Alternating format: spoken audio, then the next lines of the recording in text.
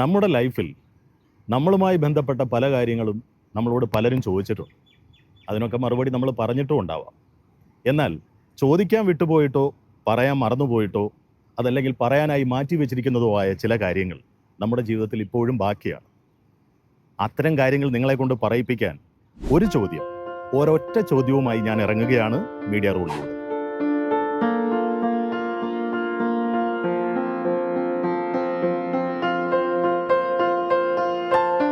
Media റോളിൻ്റെ ഒറ്റ ചോദ്യം എന്ന പ്രോഗ്രാമിലൂടെ ആദ്യത്തെ ചോദ്യം ഞാൻ ചോദിച്ചത് ആരോടാണെന്നറിയോ?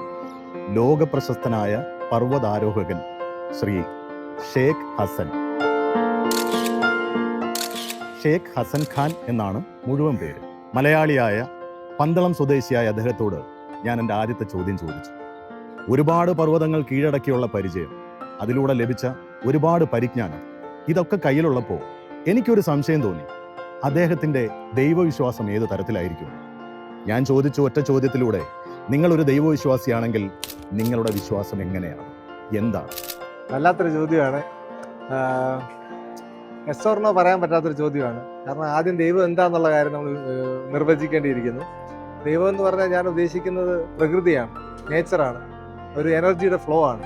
ആ എനർജി ഫ്ലോയിൽ നമുക്ക് ലയിക്കാൻ സാധിച്ചു കഴിഞ്ഞാൽ മഹാഭാഗ്യമായിരിക്കും. ആ എനർജി ഫ്ലോയിൽ നിന്നാണ് എനിക്ക് തോന്നുന്നത് ലോകത്തിലുള്ള മനുഷ്യ ജീവികളിലേക്കൊക്കെ എനർജി ഫ്ലോ ചെയ്യുന്നത്.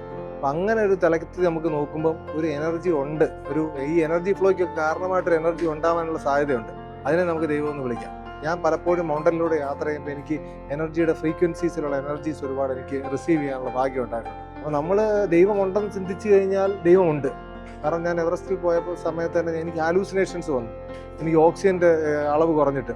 അപ്പം മുന്നിൽ ചേട്ടൻ ഒരു ദൈവത്തെ വിശ്വസിക്കുന്ന ഒരു ദൈവത്തെയാണ് ചേട്ടൻ മനസ്സിൽ ആ സമയം കാണുന്നെങ്കിൽ ആ ദൈവം മുന്നിൽ പ്രത്യക്ഷപ്പെടും. ഞാൻ അവതാറിലെ പക്ഷികളെയാണ് കണ്ടത്. ചേട്ടൻ എതിയാണ് തോന്നുന്നത്, ചേട്ടൻ എതിയെ കാണും. അപ്പോൾ ശരിക്കും നമ്മളുടെ ഒരു ഹാലൂസിനേറ്റഡ് സ്റ്റേജിൽ നമ്മൾ കാണുന്ന ഒന്നായിരിക്കാം ദൈവം. നമ്മുടെ വിശ്വാസം അത്ര ഉറച്ചാണെങ്കിൽ. അല്ലാതെ ഒരു ദൈവം നമ്മളെ വന്ന് ഹെൽപ്പ് ചെയ്യാനോ അല്ലെങ്കിൽ ദൈവത്തിൻ്റെ നമ്മളെ ശിക്ഷിക്കാനോ ഇവിടെ പറ്റുമെന്ന് എനിക്ക് തോന്നുന്നില്ല. കാരണം എല്ലാം നമ്മുടെ ഉള്ളിൽ തന്നെയാണ്, എല്ലാം നമ്മൾ തന്നെയാണ്. നമ്മുടെ ഉള്ളിൽ സത്യമായിട്ട് അല്ലെങ്കിൽ സ്നേഹമാണെങ്കിൽ അത് ദൈവവും, മറ്റേ അശാന്തിയാണെങ്കിൽ അത് ചെകുത്താനുമായിരിക്കാം. ഇതാണ് ഒരു ബേസിക്കലി എൻ്റെ ദൈവവിശ്വാസം.